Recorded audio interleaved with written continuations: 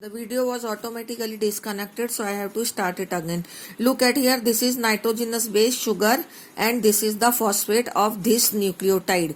This is another nucleotide, this is third nucleotide, this is fourth nucleotide.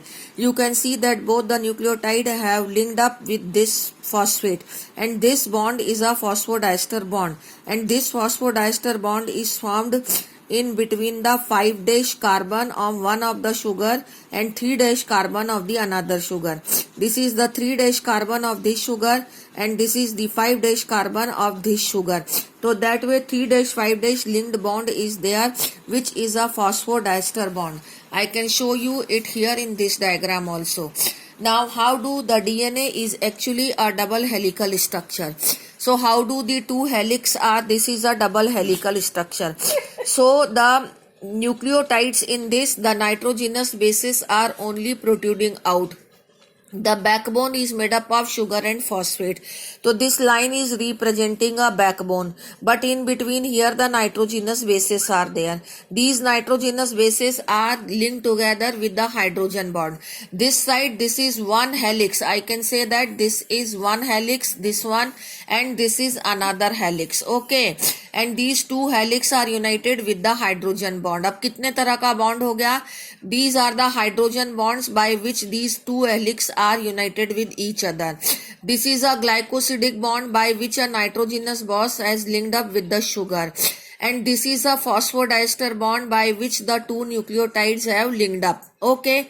अब linking up the 3' carbon and the 5' carbon of another sugar, in between these two the phosphodiester bond is there. Here you can see that phosphate of this 5' position is free at one end and 3' position is phosphate is free at another end. So that way you can see that this is called as 5' 3' polarity. And in front of this, the as it is anti-parallel. If here the 5' carbon is free, so at its other end the 3' carbon will free. The phosphate at 3' carbon will be free. And in front of that the helix is there. In that obviously the 3' carbon phosphate will be free. And at its back the 5' phosphate will be free, which is at the 5' carbon position. Okay. So that way this is called as polarity. 3' 5' 5' 3' polarity. So DNA is a double helical structure. You can imagine that this is one nucleotide. This is another nucleotide.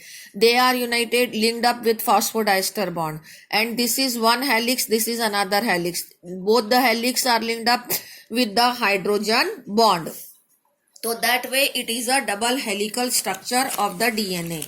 Here they have given the double helical structure of the DNA who put forwarded. In this paragraph the history of the DNA is given. The DNA was first isolated by this one Friedrich Mischer in 1869. He has identified, but he could not isolate it because it was a long polymer. So that then the James Watson and this Francis Crick, with the help of Wilkins, Rosalind Franklin, they have provided the X-ray diffraction method by which the DNA was being isolated. And after that they have explained the double helical structure of the DNA. Okay. So this is the double helical